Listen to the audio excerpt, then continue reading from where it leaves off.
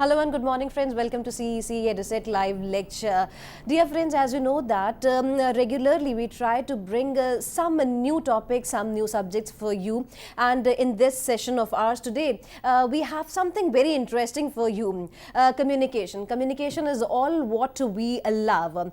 Communications have different types, and today we are specifically going to talk about intrapersonal communication, and for this we have again with us in our studios Dr. Surbhi Daya. Dr. Daya is Associate Professor in Indian Institute of Mass Communication. I would like to tell you all that she has almost 15 years of experience. She has been teaching since 11 years, and apart from that, for the remaining years, if I would calculate over here, she has industrial experience also. She has professional experience also.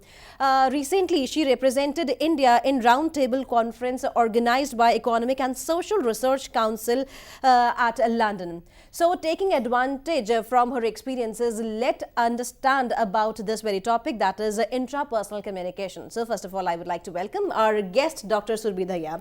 Hello, ma'am. Welcome to the EduSet lecture. Thank you so much. And the way you used to visit various places, I hope that you would be the right person to communicate to the students what basically communication is. Though we have discussed a lot on communication, but intrapersonal communication would become easier to know through you, I think so. Yeah, sure. I'll try to make it easier for the students and the audience. So in the previous class lecture, we talked about what is communication and what are the different types and forms of communication, wherein we discussed what is non-verbal, verbal communication and other forms of communication. And today we'll start with the different levels of communication. So picking up the first level and the most basic level of communication, which is called as intrapersonal communication, I would like to begin with intrapersonal communication today. And of course, in the subsequent lectures, we can talk about what is interpersonal communication and group communication, whether it is a small group or a large group communication, or it is mass communication or online communication. So in the subsequent lectures, we can cover those topics. So the topic of today's lecture, as I just told you, is intrapersonal communication. Basically, intrapersonal communication is communication within oneself. So if you talk about intrapersonal communication, it is sometimes some people are very reluctant to talk about intrapersonal communication because they think if there is nobody else in the loop, then what is the need of talking about intrapersonal communication? But I tell you that this is the most important level of communication because it is the basis of all other forms of communication. So hence the importance. So Henry Ford once said, whether you think you can or you think you can't, you're right. So the word intrapersonal communication basically means, as I just told you, within the person. The processes happen inside of you. Some people equate these processes with thinking.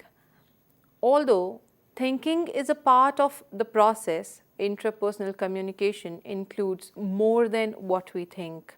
It is always including all our thoughts, all our, even if it is dreaming, or even if it is thinking or talking to ourselves, everything is a part of intrapersonal communication, whether it is your emotional self, or whether it is your physical self, whether it is your psychological self, and so on.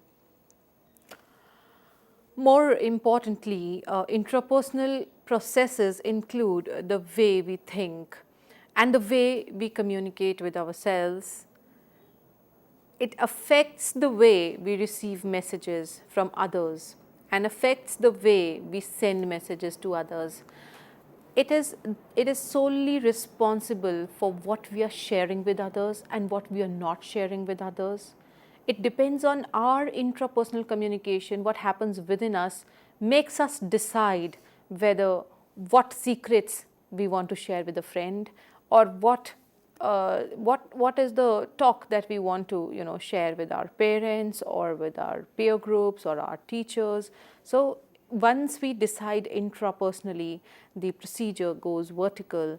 It is then a person decides that to what extent he'll open up to other people. That is the interpersonal communication. So it is, as I just told you, one of the basic levels of communication. It is the foundation for the other 4 levels of communication as well. Although some people might take the position that no communication is required if only one party is involved. We communicate with ourselves all the time. Believe me, all the time, during the day, during the classes, during the, I as a teacher, I'm always thinking, okay, now what next I have to speak. So that's my interpersonal communication. In classes, if students are assessing a teacher and they're just thinking about what the teacher is talking about and making some making some assumptions, so they are talking to themselves, that is also intrapersonal communication. So if you talk about the various characteristics of intrapersonal communication, one is that it is the youngest and the least developed notion as of now. When you think you use intrapersonal communication, you initiate, you receive and process messages within yourself. All the messages are processed only within yourself. You are playing both the roles, sending and receiving. So you are the sender as well as the receiver of the talk. Human growth depends on this internal communication. What you communicate with yourself, what you tell yourself, what is your self-concept, what is your self-image, how do you come out of failures, probably. It all depends on your intrapersonal communication, and that becomes the basis of your success. Through it, you know yourself and develop your self-concept, your self-determination and your self-motivation. So all these are characteristics of intrapersonal communication. It encompasses everything ranging from daydreaming, nocturnal dreaming, including and especially lucid dreaming, speaking aloud, talking to oneself, reading aloud, repeating what one hears, the additional activities of speaking and hearing. This is considered normal, and the extent to which it occurs varies from person to person. The time when there should be concern is when talking to oneself occurs outside of socially acceptable situation. Internal monologue and the semi-constant internal monologue one has with oneself at a conscious or a subconscious level, that also comes under intrapersonal communication. Writing, because the expression comes from within your mind, from within yourself. So writing, making gestures when you feel like, sense making. Now, if somebody has said something to you, how do you interpret that? What sense do you make out of his words? And what is the common ground of understanding that you reach? Is all because of intrapersonal communication. Could be like interpreting maps, interpretation of text, interpretation of signs and symbols, all come under intrapersonal communication. Also, interpreting of non-verbal communication like gestures or eye contact, what you think the other person wants to say, and you interpret and start talking to yourself, that is intrapersonal communication. Also, communication between the body parts, amongst the body parts, when one body part is reacting to the stimuli, and the other body part is conveying. For example, if you have stomachache or if you have headache, so how do you get to know?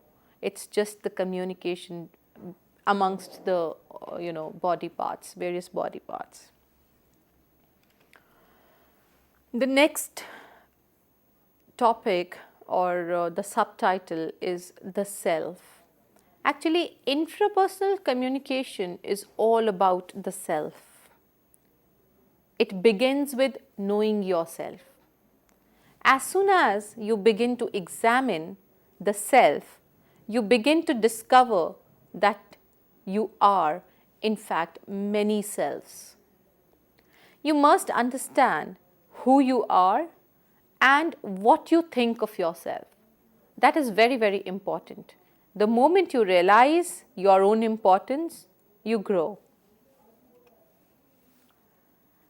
The role the self plays in communication is vital and complex. It is very difficult to understand the self, but in order to be able to identify the complex levels of the self, you first need to understand how such complexity becomes such an intimate part of the communication process. We need to recognize the complex nature of the self and how the self plays into how we communicate. At the center of how you communicate is how you see yourself or your sense of who you are. This sense of self is central to how you communicate with others. The term for that sense of self is called the self-concept. It is also the image of who you are in your own mind. That is why it is a combination of all your selves. It's a combination of many selves, be it your psychological self, your physical self, your spiritual self, your emotional self, your social self, and your intellectual self.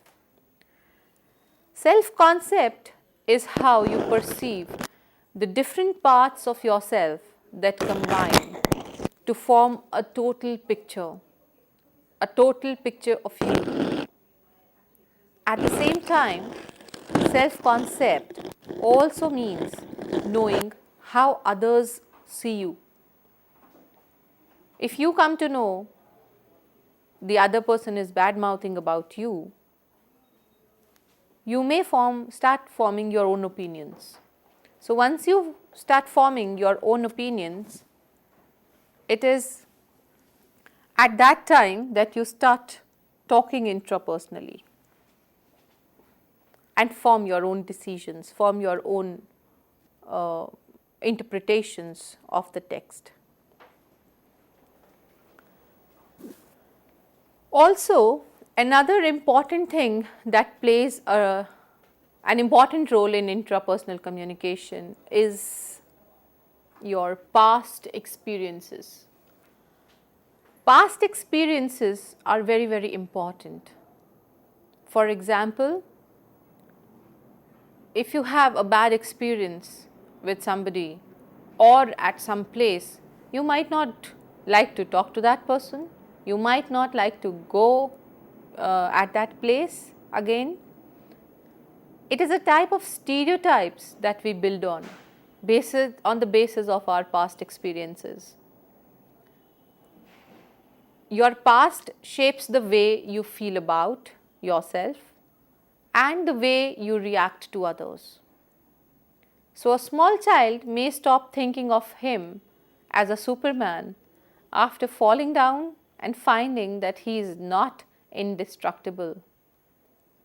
Sometimes past experiences shape your self-concept without your awareness.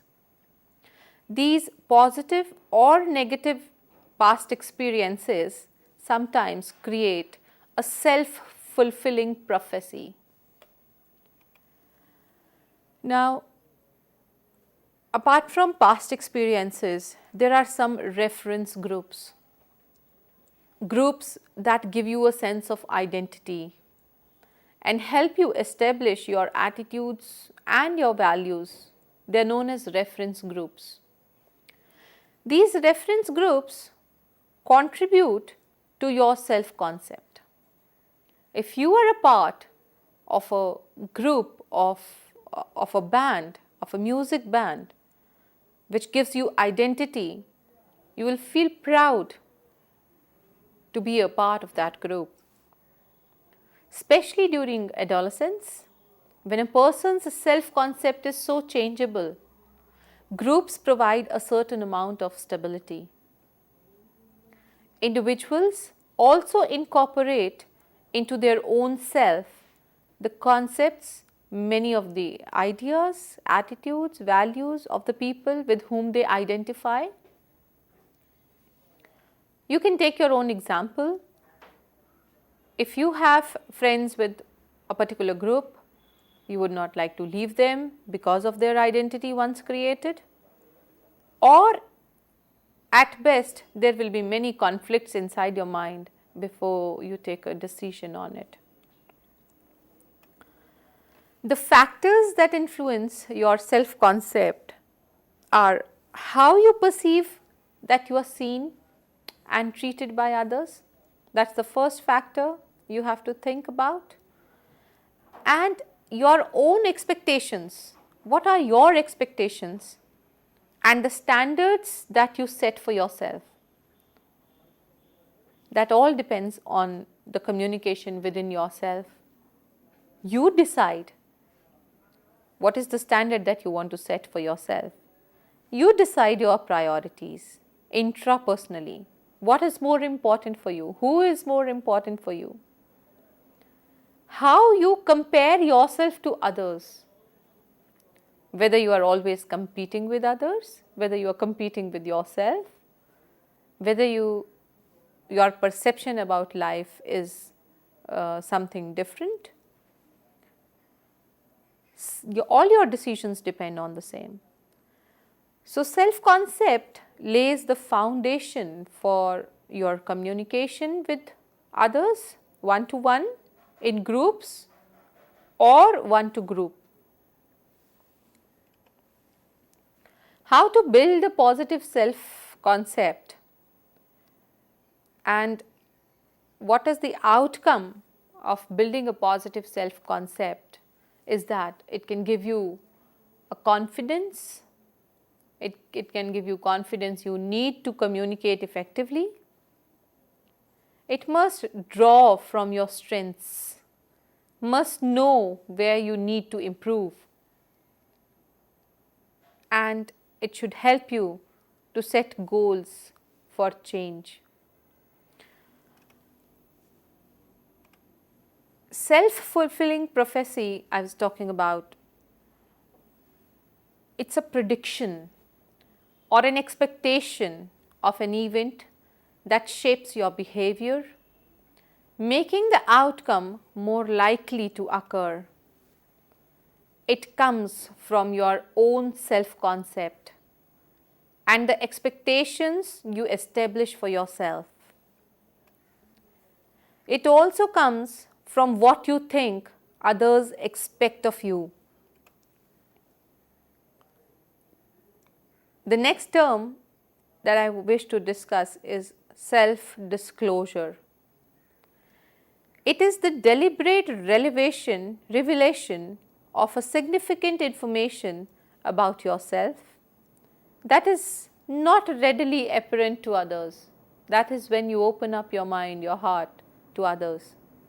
And it is only you who decide what is the percentage of information that you wish to share with a person or a group.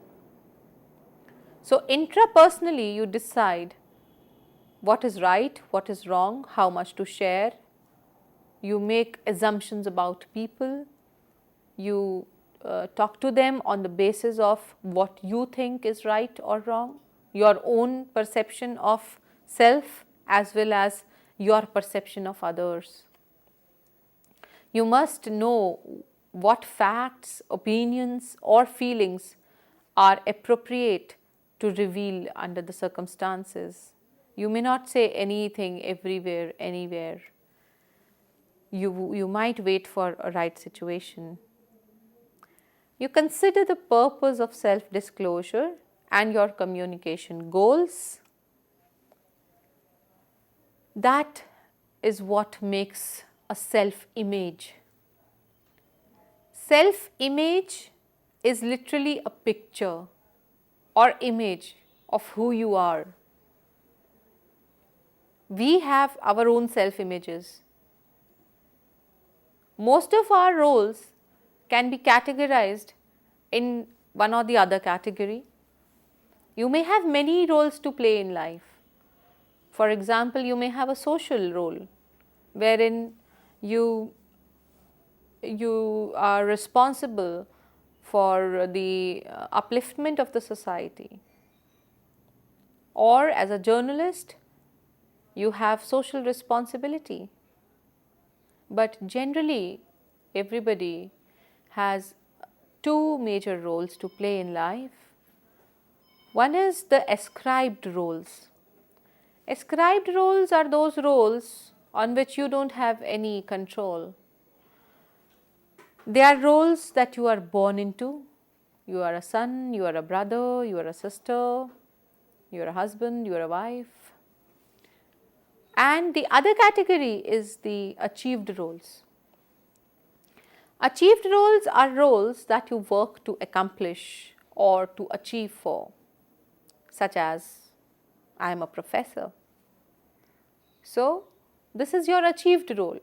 You may be an honors student. That's your achieved role. So, we all work for our different roles in life, whether they are achieved roles or gender roles or ascribed roles or social roles, etc. Self-esteem is the process of self-evaluation. It is how you feel about yourself in each of these roles. That makes you happy, that makes you sad, that makes you smile, that makes you cry. Self-esteem is certainly affected by how others evaluate your performance in a particular role. To be found lacking in the performance of a particular role results in hurt feelings and diminished self-esteem. So, self-esteem is very, very important. Self-image is very, very important. And more importantly, the concept of self, the understanding of the concept of self is the most important one. The day you start understanding yourself, you'll notice a change in yourself, because it is only and only through intrapersonal communication that you can understand yourself. Self-concept is the self-perception or view you have of yourself, as I just told you.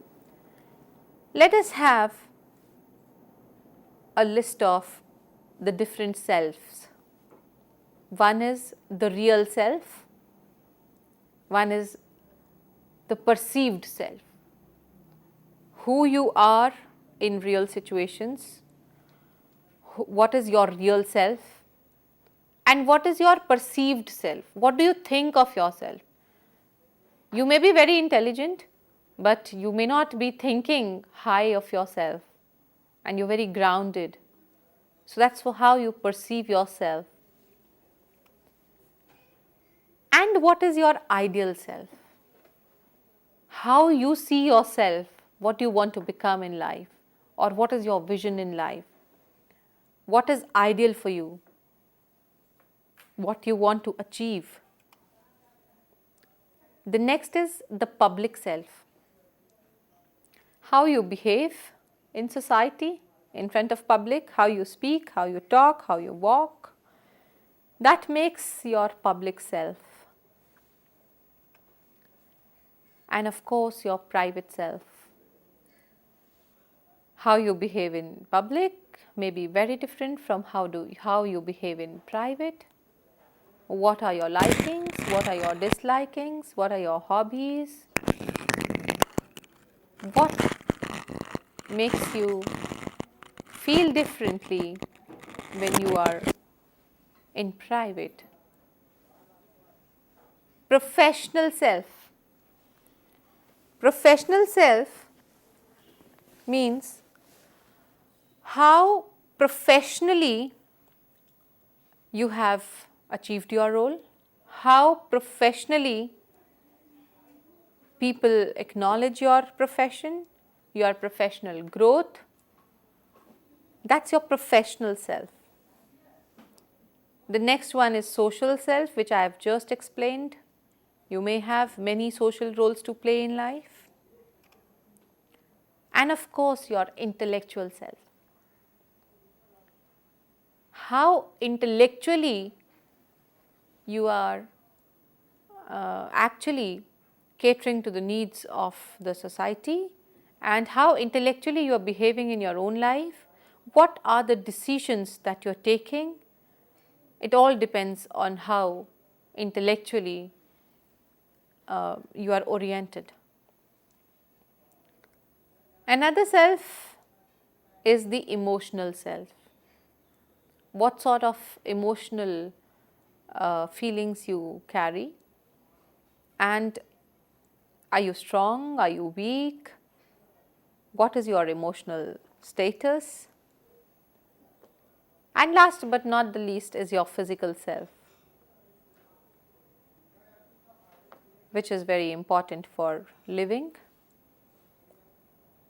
We cannot leave out the artistic self in you, which brings in the creativity in you.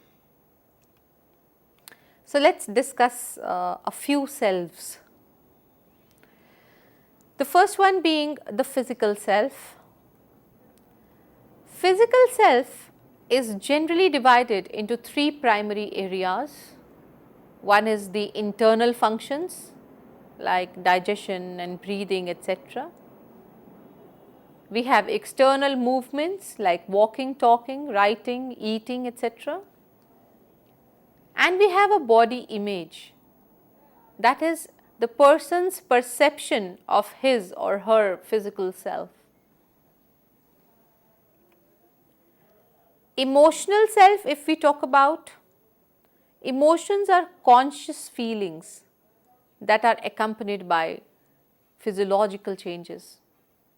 We are usually all too aware of the stimuli that prompt our emotional responses.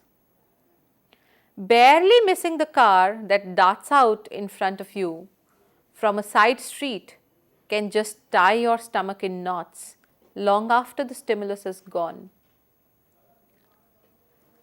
At other times, before we realize it, our emotional selves take over. For example, you keep on thinking about somebody whom you like. The next self, as I mentioned, importantly is the intellectual self, which involves the mental actions, processes. For example, the concept and the word formation, use of comparison and contrast, the use of logic and reasoning, and process by which we solve problems and make our own decisions, or take our own decisions rather. It all depends on the intellectual self. These were the three most important selves. So I just explained three, and in brief I have explained all.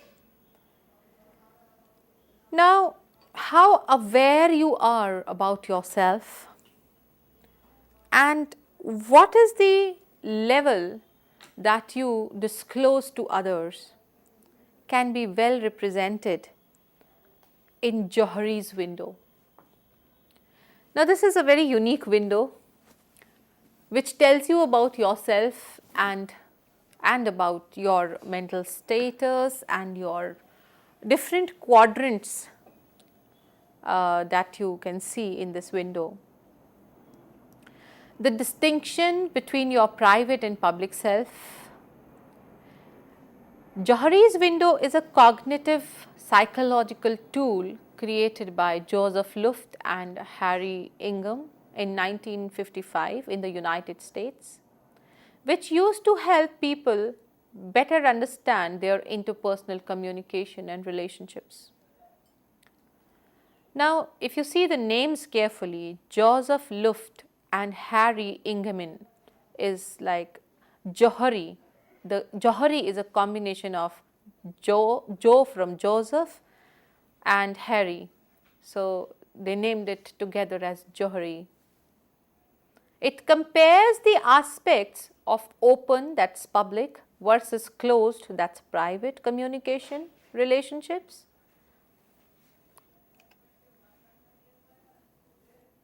Look at the window. You have 4 quadrants here. And you can see the matrix. The first one is the open quadrant. It is called open because many of a person's behaviors, motivations, feelings, likes and dislikes are openly communicated to others. If you see the diagram carefully, sorry.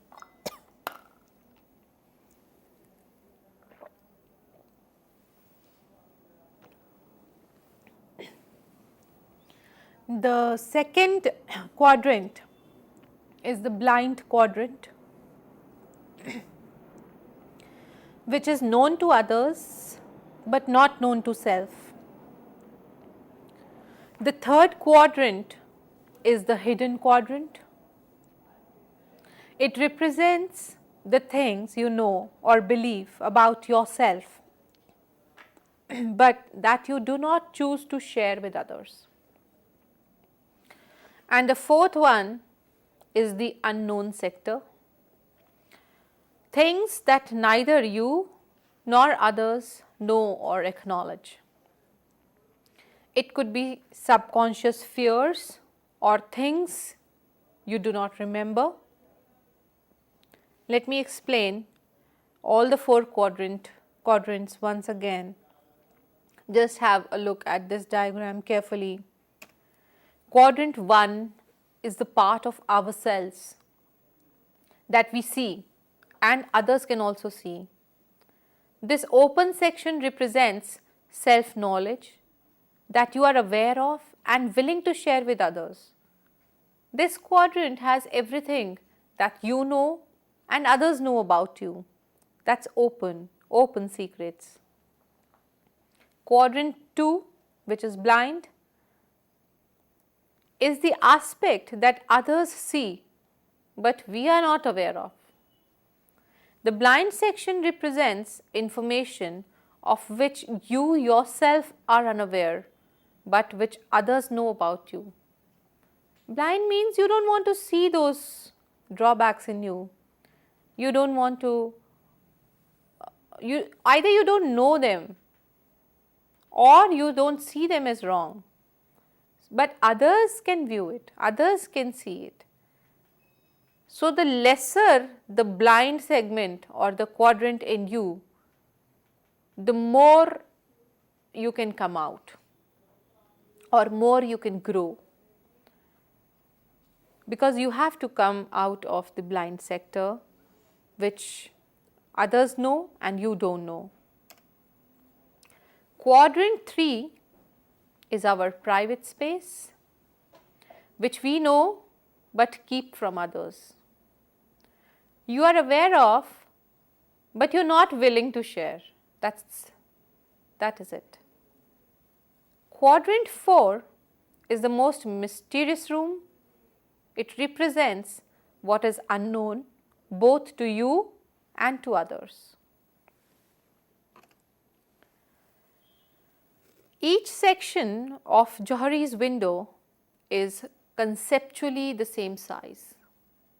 In real life situations, different proportions would be drawn for each relationship that we are in, depending on the amount of information that we share with that individual. In our close relationships, our open area might be considerably larger than the hidden area.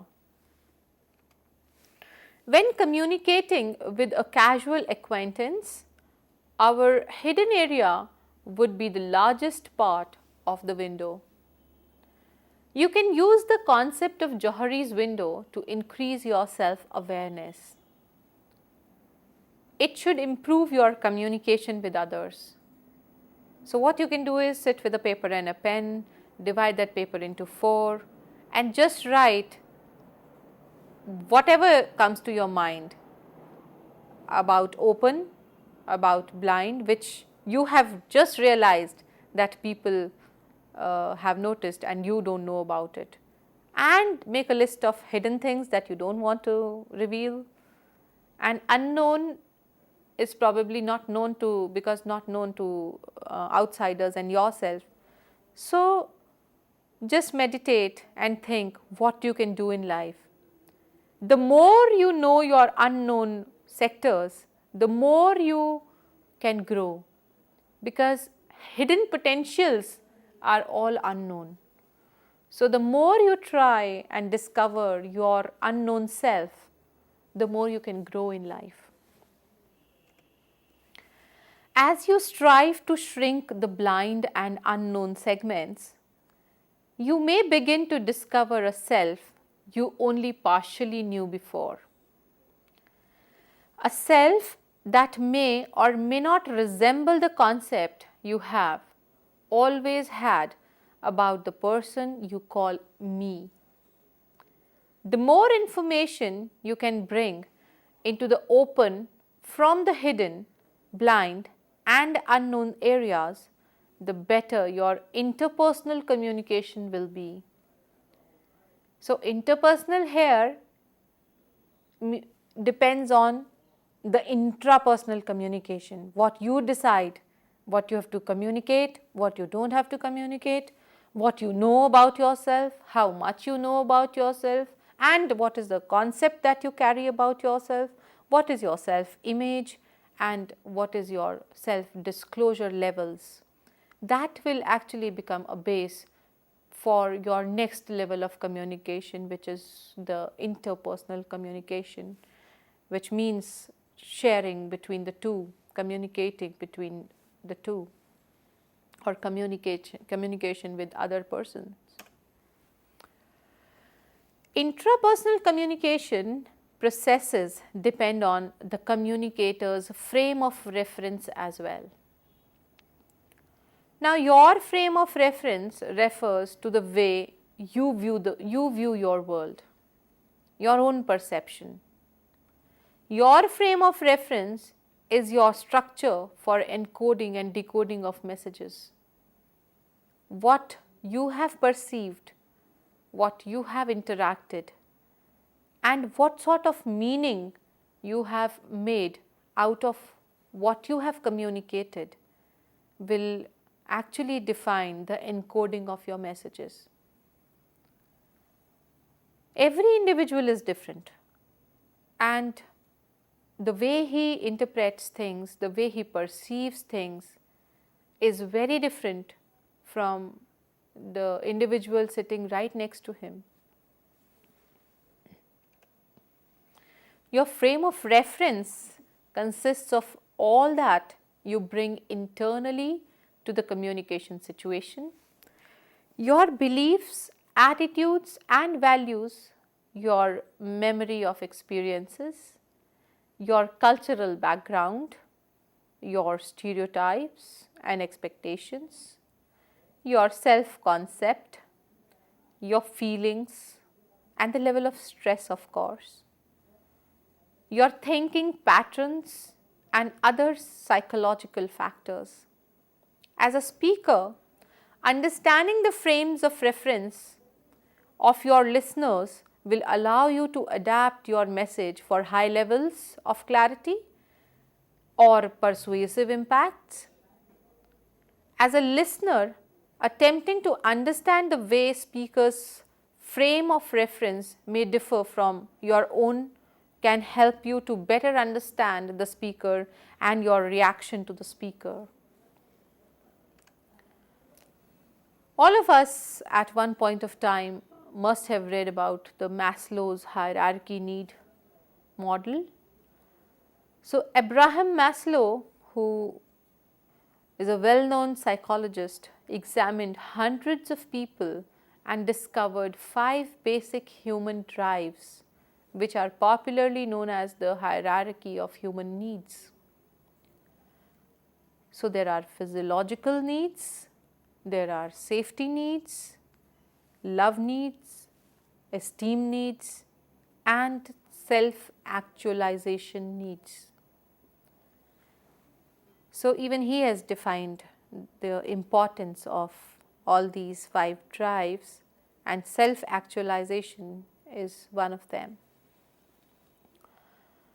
I would like you to have a careful look at this diagram. If we can zoom in a little. This is the process of intrapersonal communication. Just see, there is an external stimuli and you have the reception, which is linked with, on the right hand side, with external self feedback. Within the box you see that you have perceptual processes.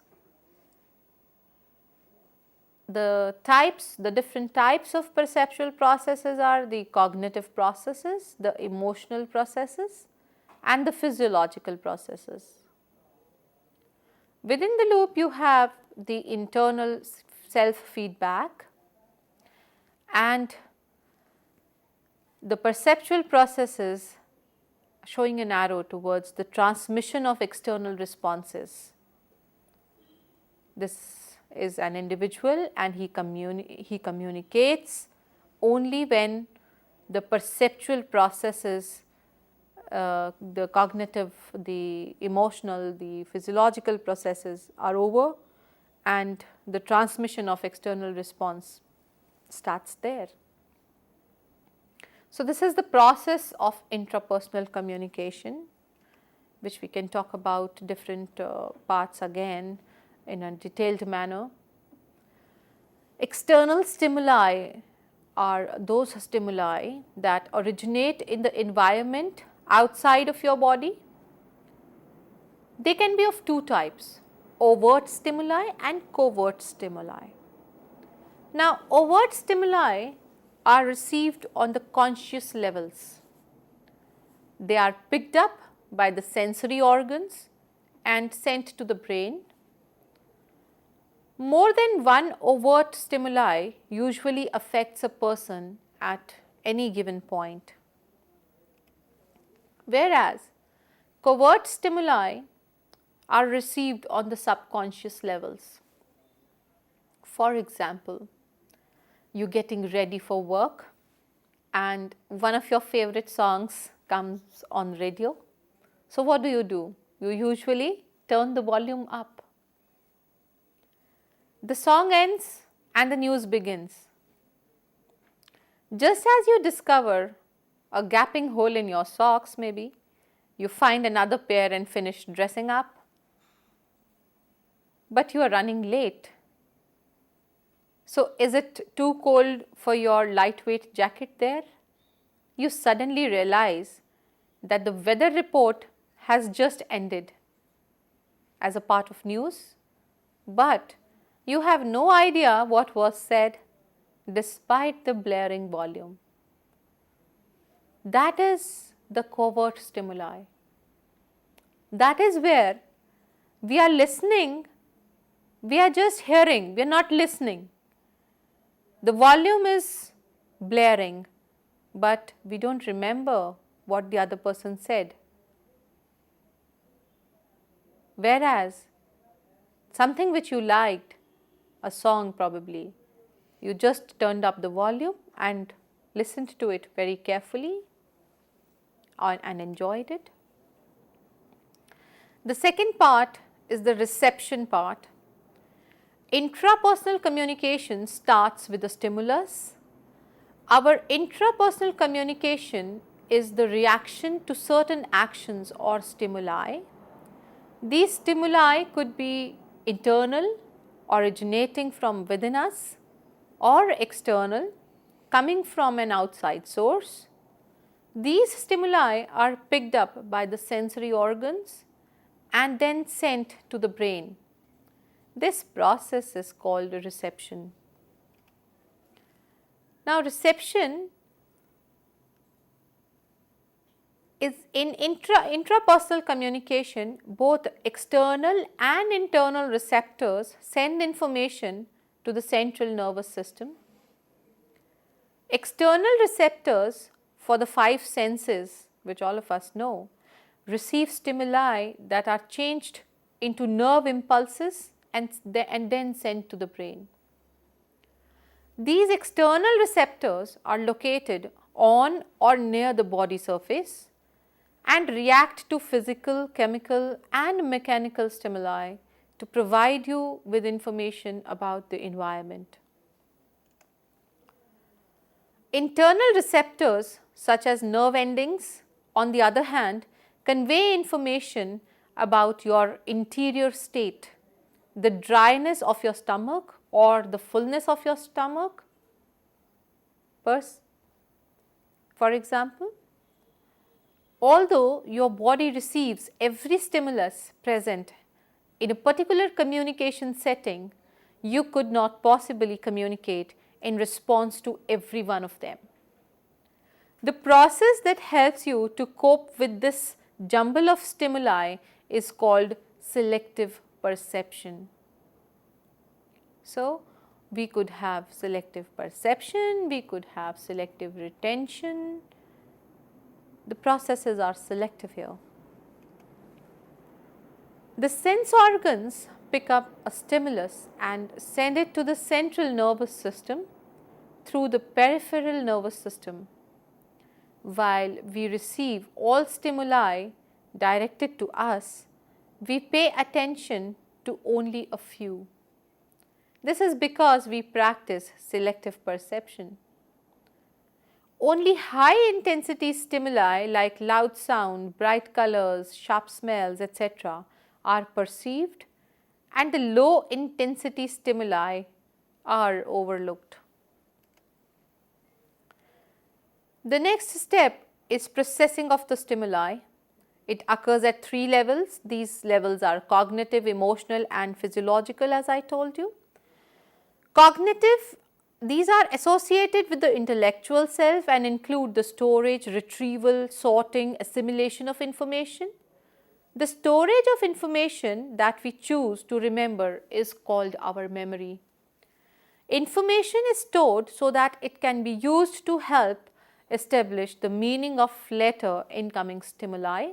However, stored information is relatively useless until and unless it can be retrieved from memory. Such retrieval takes the form of either recognition or recall. Now, recognition involves awareness that certain information is familiar, having been experienced previously. Recall is a little more difficult in that it requires reconstruction of the information that has been stored. Sorting, if you talk about, your mind contains countless bits and pieces of information. In any particular processing situation, you must first select or sort the most relevant information from your entire storehouse of knowledge. Assimilation is the process of incorporating some aspect of the environment into the whole set of mental functioning in order to make sense out of what goes on around us. Emotional processing is a non-logical response of an organization to a stimulus. The variables could be listed as attitudes, beliefs, opinions. Physiological processing is associated with the physical self. Although physiological processing is of obvious importance in staying alive, its significance to intrapersonal communication is only beginning to be recognized. The variables are heart rate, brain activity, muscle tension, blood pressure, body temperature. The perception process, if you use to assign meaning to data about yourself or the world around you, people seldom share precisely the same perceptions because all of us are unique. Now, the 3 steps involved in the perception are sensory perception. How do you know when to go to school? How do you know if you need to wear a jacket? It could be selective perception, the mental processes of choosing which data or stimuli to focus on from all that are available to you at any given point. This means we have to make decisions on which things we focus or ignore. The following can influence your perception choices. Intensity. The more intense or dramatic the stimulus, the more likely we are to notice it. Reception or repetition, the more we are bombarded with messages, the more it sinks in and we believe it. The best example could be advertisement. The hammering of advertisement again and again is only because they want to make repetition and want to make an impact on our minds. And the uniqueness of the message. Why do we remember some unique advertisements? Why do we remember some unique people? Things that are new, things that are unusual, unexpected, they are noticed. And relevance, noticing things that mirror our own interest, needs and motivations. To manage selective perception, you should stay alert, make conscious choices about what is an important data, screen out distractions and noise that may interfere with concentration, monitor the way you select data and improve your weaknesses. And the third step in perception is the personal perception, which we've already discussed. Now, the factors that influence the personal perceptions are values, beliefs, culture, bias, prejudice, attitudes, expectations, knowledge, communication skills, etc. How do we analyze perceptions? 2 people in the same room can have completely different perceptions of the same event, of the same person. Varying perceptions can cause conflicts and misunderstandings. To overcome this, you must continually check your own perceptions and make sure they are accurate. See the picture. If you see it carefully, you see a man and a woman, 2 human beings, and if you perceive it differently, you see a pot.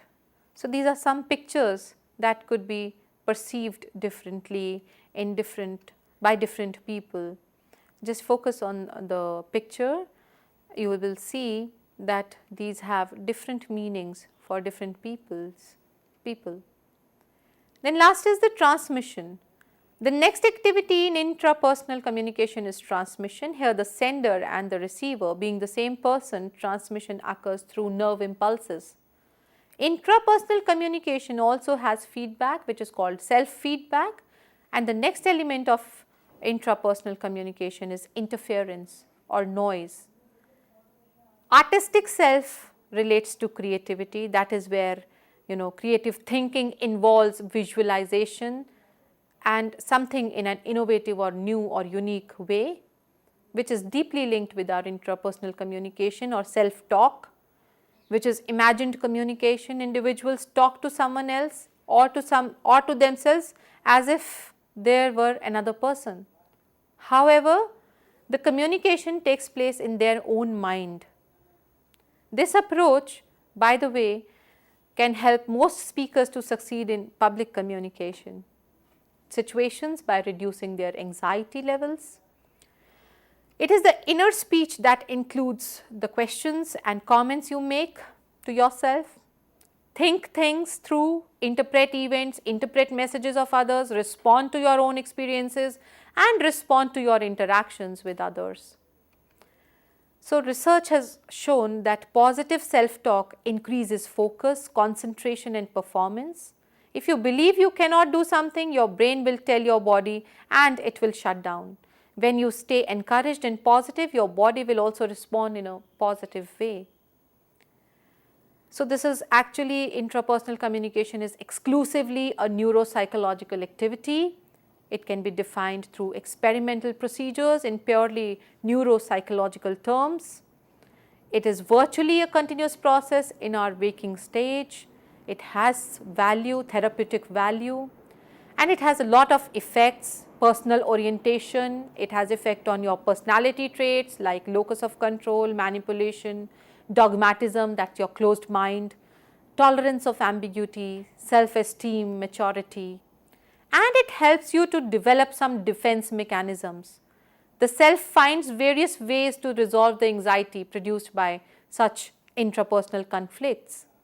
For example, rationalism, which is an attempt to justify your failures. Another example is projection, where you are ignoring certain traits, motives or behaviors in ourselves. Reaction formation. Sometimes people deal with undesirable urges. This process involves denial of what you or society consider unacceptable feelings. Identification could be another one. It can be used as a defense mechanism against insecurity or inadequacy. Repression could be another one. It is a defense mechanism that keeps certain thoughts and feelings beneath the conscious levels. Like children brought up in overtly strict homes where outbursts are severely punished, often learn to repress anger. So to summarize the whole lecture, intrapersonal communication is a function of the physical self, the emotional self, the intellectual self, habits, and private and public situations. In addition, the need for a unified conceptual system and the picture that you have of yourself, your self-concept, also strongly influence these self-communications. Your past experiences, your reference groups, and accustomed roles combined in ever-changing relationships to form this self-concept. An individual's interpretation or intrapersonal communication must be considered in any analysis of intrapersonal communication, and communication is further hampered by many defense mechanisms that people use to minimize anxiety. Thank you so much. See you again. With this note, thank you, ma'am. Thank you so very much for explaining us in detail about the intrapersonal communication. The way you explained, I hope that all the students who might have watched us would be curious now, because I would like to tell you all that very soon we are going to conduct another lecture on interpersonal communication, and we would be identifying the various elements involved in the interpersonal communication. And I hope that you like this lecture and you can access this particular lecture with the help of the YouTube, as we always say that we daily upload our lectures on the YouTube. Thank you, ma'am. Thank you so very much. Thank you.